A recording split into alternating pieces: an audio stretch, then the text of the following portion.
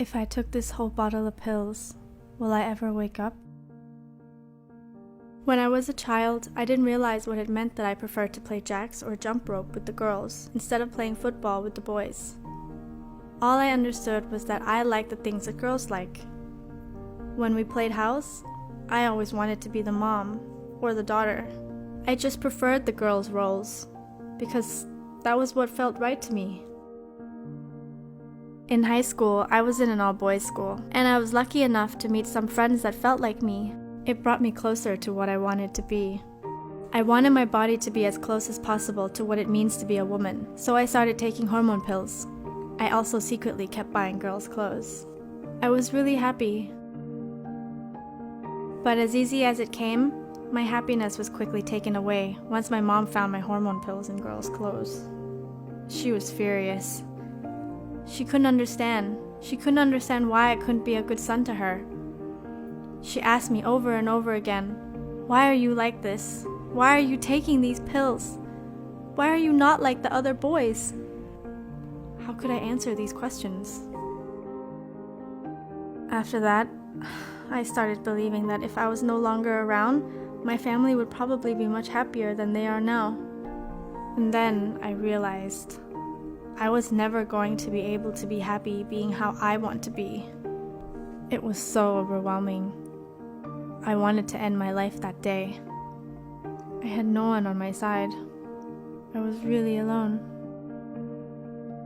So when I picked up the bottle of pills, I looked at it and wondered, if I finished this whole bottle, would I just fall asleep and never wake up? And then I thought, if I never really woke back up again, will they care? I kept thinking and thinking, and all the while crying so hard. I guess I was exhausted, because I passed out before I could decide anything. Not long after that, my mom made an appointment with a psychiatrist for me. I think she hoped that the psychiatrist would convince me to be like every other boy as she imagined. When I was there, the psychiatrist asked my parents to stay outside while she spoke with me alone. She asked me, "How long have you known you felt this way?" I answered without even a moment's hesitation. Since I can remember, I've always wanted to play with the girls, but I never liked girls. I just wanted to be a girl.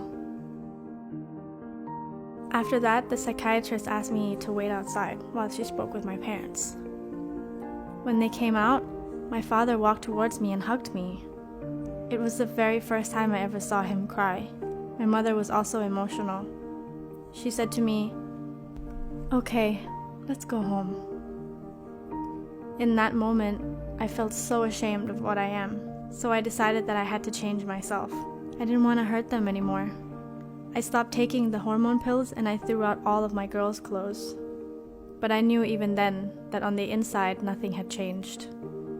But at least it was a burden only I will bear. I spent the rest of my high school years quite happy because school was the only place I could really be myself.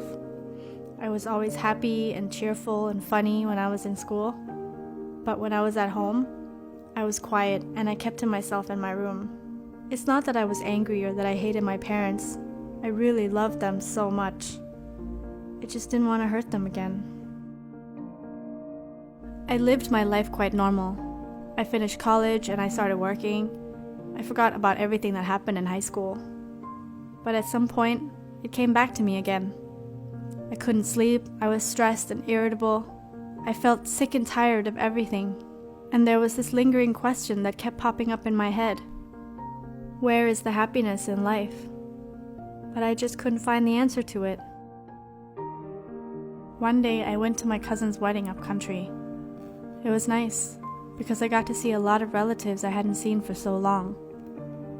After the ceremony, we all sat together celebrating and catching up with lots of laughs. I also got to see my aunt that I normally see only once or twice a year. When she's in town, she usually stays with me, and every time we see each other, she asks me the same questions. How are you? How's work? Have you been eating enough? Etc.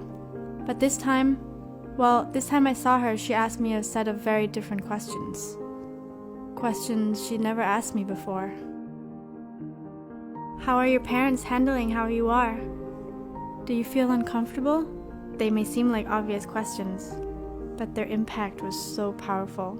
It just opened up the floodgates. It was as if it was just waiting for someone to ask, for someone to care. I bursted out into tears. I was crying so hard I could hardly breathe.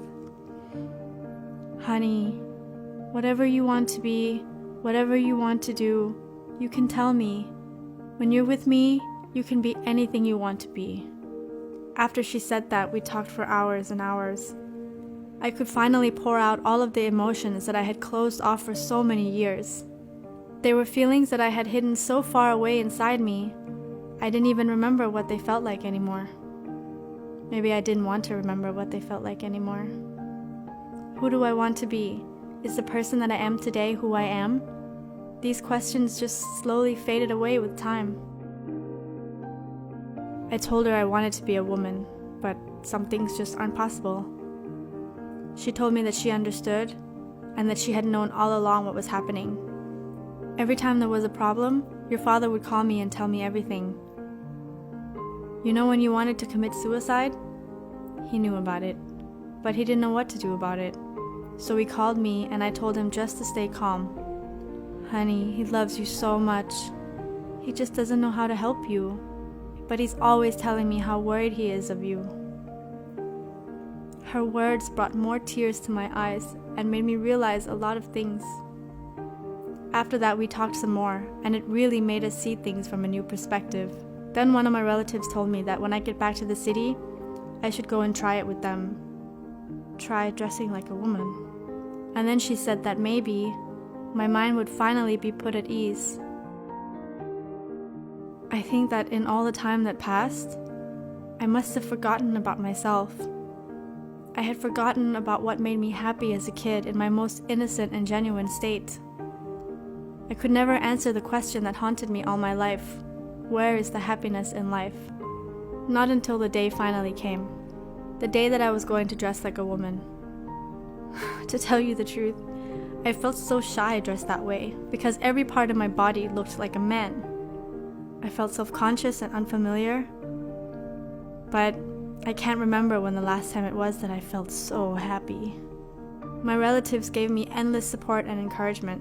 It was one of the happiest days of my life. Okay, now that you've done it, how does it feel? Do you like it? I answered, I am so happy. The happiest I have ever been. But I don't think I could do it every day. I don't think I could live my life normally this way. Well, honey, if you want to wear it, just tell me and I will bring it over. I really wanted to thank her for bringing back the happiness I had lost so long ago. I finally had the answer to the question that had been in my mind for so long. Where is the happiness in life? What would I tell the girl that's been hiding inside me for 30 years? I would tell her, I'm sorry. I'm sorry I can't bring you out to reality. I'm sorry I've hidden you for so long. I can't even describe how much I love being you. But I really can't bring you out to life, even though I would love nothing more than for the world to see you. I'm sorry I'm not brave enough to bring you to life. But I would still thank you. Thank you for staying with me, staying deep in my heart, and always being there for me. And I promise we will see each other again. This was based on a true story. Thank you for sharing your inspiring story with us.